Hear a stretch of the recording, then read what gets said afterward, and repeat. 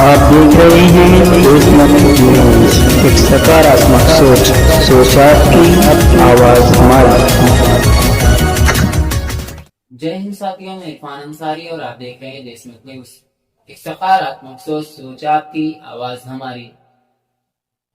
आज शहर मालेगांव में जो दिन भर सरगर्मी रही, अब मूलभूत मुद्दा जो रहा शहर मालेगांव का के गट नंबर 178-3 में जो बस्ती तोड़ी गई, उनकी अभी तक के ना उनको कोई आसरा मिला, ना उनको कोई भरपूर आश्वासन मिला। ऐसा कोई कुछ भी नजर नहीं आ रहा। अभी भी वो खुले आसमान के नीचे आज बारिश भी हुई शहर मालेगांव में, लेकिन वो उनके सर पे छत नहीं रही। लेकिन शहर में जो लीडरान है वो अपनी अपनी सियासत और अपनी अपनी सफाई पेश कर रहे हैं। इस पर आपका क्या बोलना है मोहन सर? अस्सलाम वालेकुम। गट नंबर 178-3 ये बहुत बड़ा गंभीर मुद्दा मालेगांव शहर के लिए हो गया। अल्हम्दुलिल्लाह मैं आज सुबह खालिद एसके साहब की एक न्यूज देखा, हमारी भैया खालिद एसके साहब, मुझे लगता है इनको सलाम करना चाहिए खालिद एसके साहब को, रानी भैया। इन्होंने बहुत अच्छे सवाल पूछे हमारे शहर के लीडरान से और बेहतरीन काम कर रहे हैं। ये 178-3 में सबसे ज्यादा आगे बढ़ चढ़कर काम करने वाली शख्सियत में इनका शुमार है।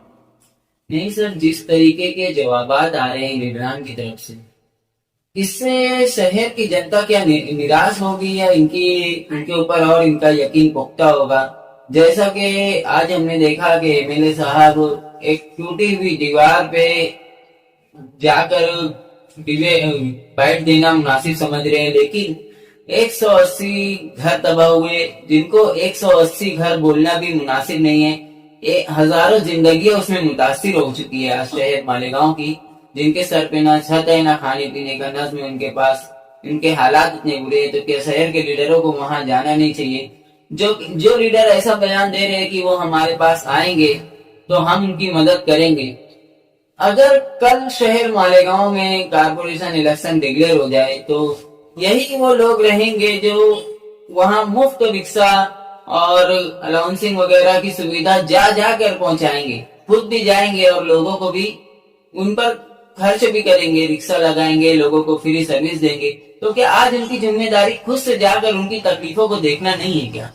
इरफान भाई, मैंने उस न्यूज को भी देखा हूँ जिसके बारे में आपने जिक्र किया, तो मेरा ऐसा कहना है कि वो जो है हमारे शहर के एमएलए का संदियाना है, जहां पर दीवारें गिरी है, ये कुदरती आफत थी जो मुंबई से लेकर के बुरहानपुर तक के अल्हम्दुलिल्लाह आप सब रिकॉर्डें देख लो, कई जगह नुकसान हुआ है, तो ये कुदरती मामला था। लेकिन ये बेगुनाह 180 मकानात को जो तोड़ दिया गया, जो बेचारों ने पैसा देकर खरीदा था, तो क्या ये वलीमे की दावत में आए हुए थे? क्या ये बराती थे? मैं ये पूछना चाहूंगा शहर के एमएलए साहब से। और उनके बाजू में कोई बंदे खड़े थे कि वो इधर की बात उधर की बात मत करो, ये आज के मुद्दे की बात करो। तो ये आसमानी जो अल्लाह की तरफ से आफत आई थी, तो पूरे शहर में थी, कुछ वो एक इलाके में तो नहीं थी, पूरे शहर में थी। और ये जो था, ये इंसानों की तरफ से आफत लाई गई थी, तोड़ा गया, नुकसान किया गया, मासूम बच्चे को क्या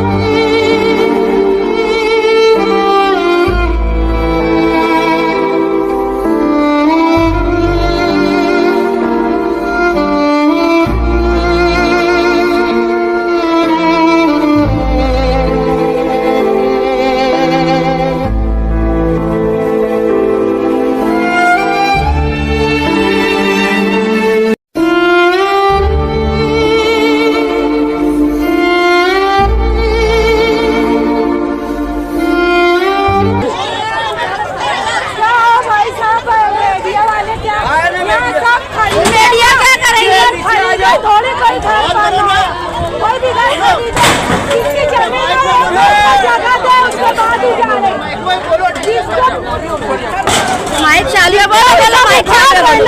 जितना भी भी घर खरीदा, कोई नहीं घर बनाया, कोई गरीब पैसा रोड पे मत लो, सब है ना सब नोटरी बना के दिए ले।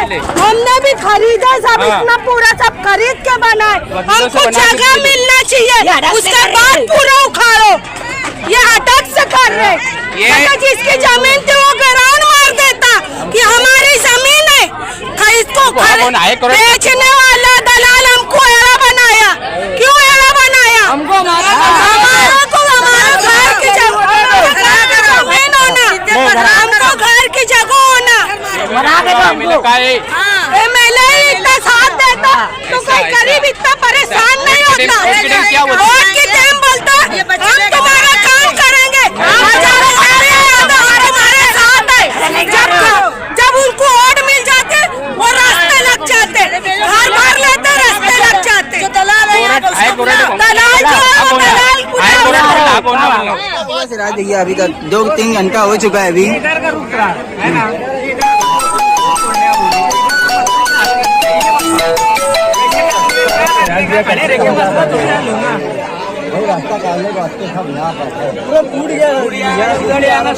इसकी चपेट में आया नहीं है। स्कूल वालों को भी इस तरफ तवज्जो देनी चाहिए ताकि आइंदा ऐसा कोई नुकसान ना होने।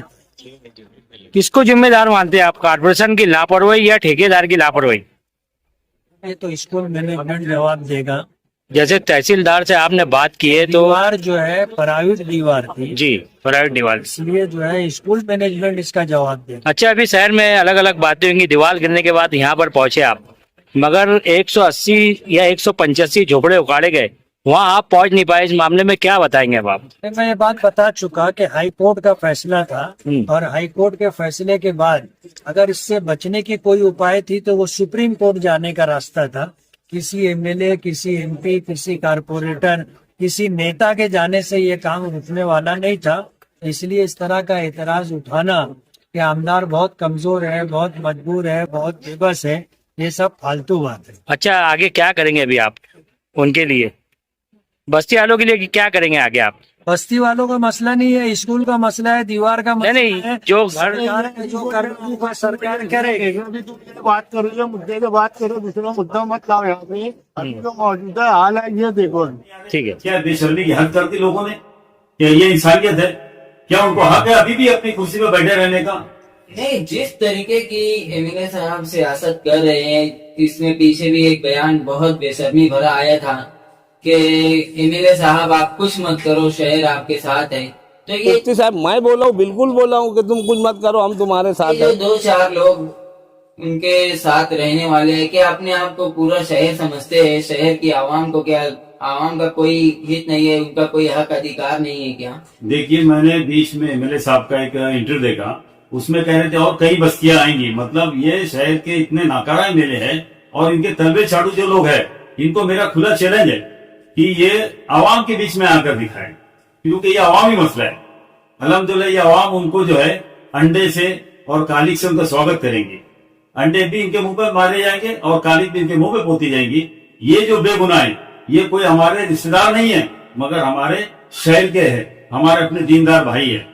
दीनदार होने के नाते और हम एक समाजी लोग होने के नाते और हम एक सोशल मीडिया से जुड़े होने के नाते हमारा अखलाकी फर्ज बनता है कि इनकी आवाज को उठाया जाए, ये मासूमों की बात को आवाम तक पहुंचाया जाए, हुकूमत तक पहुंचाया जाए।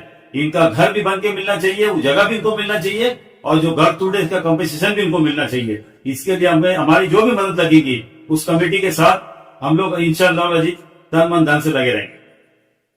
ठीक है मोइन शेख साहब, लेकिन शहर इस चीज को भी देख रहा है कि ये शहर कब तक यतीम रहेगा और कौन आता है उन गरीबों की मदद करने के लिए, क्योंकि आज अभी भी ये सवाल जिंदा है कि वो हजारों लोग बिना सर पे छत हुए, आज बारिश होने के बावजूद आज उनका कोई पुरसान हाल नहीं है। और जामअतुल उलमा और शहर के लीडर सभी से हमारी ये अपील है कि खैर वो सुप्रीम कोर्ट का मामला है या जो कुछ भी मामला है, कम से कम इतनी तो उनको सुविधा दी जाए कि उनको सर्च पाने के लिए कोई कंपाउंड खोल के दिया जाए, जहां वो रह सके, जहां वो बैठ के अपना वक्त निकाल सके, अपनी परेशानी भरा वक्त ये उनका सुकून से बीत जाए। मसला तो आज नहीं कल किसी न किसी तरीके से हल होगा, अल्लाह की जात पे भी हमको पूरा भरोसा है। आप देखते रहें देशमत न्यूज, एक सकारात्मक सोच, सोच आपकी, आवाज हमारी। जय हिंद।